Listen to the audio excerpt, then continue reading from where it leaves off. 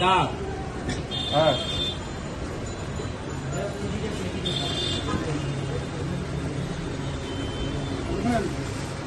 যেভাবে করতেছিল ওই অবস্থা একটা ছবি নিয়ে বসে বসে করতেছিল।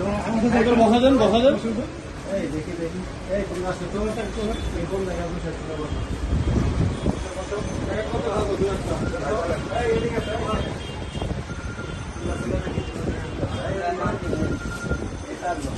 বড় বড়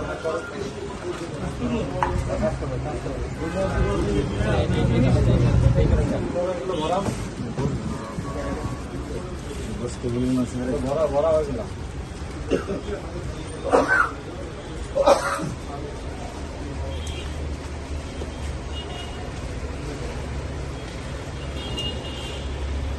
তোমরা কি এগুলো কি করো বলো দেখি কি করো? হ্যাঁ এগুলো প্যাকেট করি, এগুলো প্যাকেট করো মার্কেটে বিক্রি করি। এগুলো আবার কি কোন প্যাকেটে বলো? আর ধরনের প্যাকেটে দেখো ভরা অবস্থা পাওয়া গেছে।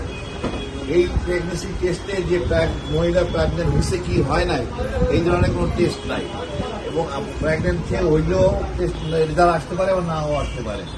এটা একটা মানে মিস টেস্ট দিতে পারে, এটা মেয়েদের জন্য খুব খারাপ একটা ঘটনা ঘটাই দিতে পারে। তো সেই ক্ষেত্রে আমরা এই সব ক্ষেত্রে আমাদের ড্রাগস অনুমোদন নেওয়া লাগে এবং বি ক্যাটাগরি অনুমোদন নেওয়া লাগে। এগুলো ক্লিনিক্যাল ট্রায়ালে ওই ক্লিনিক্যাল রেজাল্ট ছাড়া এগুলো টেস্ট কিটে অনুমোদন দেওয়া হয় না। আপনারা এখানে কি দেখলেন? কোনো অনুমোদন ছিল? এখানে কোনো অনুমোদন ছিল না এবং যেভাবে থাকার কথা সেইভাবেও নাই। এই টেম্পারেচারে এই পরিবেশে এগুলো তৈরি করার কোনো সুযোগই নেই এবং শুধু দুইটা ছিল 45 ডিগ্রি টেম্পারেচারের উপরে। হ্যাঁ, সুতরাং এই টেস্টে এই কৃষ্ণ নষ্ট হয়ে গেছে। যদি ভালো হয়ে থাকে টেম্পারেচারই নষ্ট হয়ে গেছে। আর পাশাপাশি সোর্স নাই, মেডিন কোথায় সেটা লেখা নাই, কোথায় কোন কোম্পানি তৈরি করবেন কোম্পানির নাম নাই, মানে কোন ঠিকানাও নাই, কোনো কিছুই নাই। আসলে এই প্রোডাক্টটা কিভাবে আসলো এটাই এখন একটা প্রশ্নের বিষয়। এই পোস্টের বিষয়ে রিপ্লেস করা এখন একটা বিশাল ব্যাপার হয়ে দাঁড়াইছে। কিভাবে আসলো আর কি, এটা একটা অবৈধ মাল কোন পথে আসলো, এখানে যে রিপ্যাক হচ্ছে সেটা দীর্ঘদিন যাবত। সবথেকে একটা ভয়াবহ বিষয় হলো এটা কিন্তু যদি মানে ফলস রিডিং দেয় তাহলে একটা যে জীবন কিন্তু জাতির জন্য একটা বিশাল একটা ক্ষতি হয়ে যেতে পারে, কারণ ফলস রিডিং তো অবশ্যই মেয়েদের জন্য ক্ষতিকর।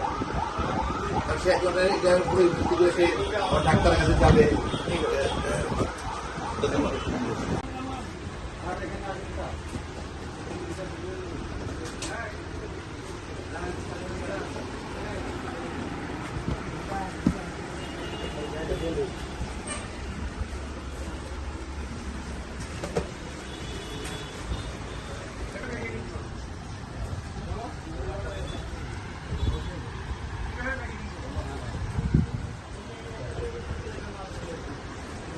কতদিন যাবার কাজ করেন?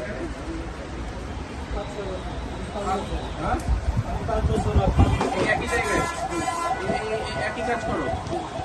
তোমরা কি জানো এগুলো বৈধ না অবৈধ? কয় টাকা বেতন করো? 10,000। কয় ঘন্টা কাজ করো? সকাল 9টা থেকে বিকেল 7টা পর্যন্ত। সকাল 9টা থেকে 7টা 10,000 টাকা। এগুলো জিনিসটাই তো অবৈধ।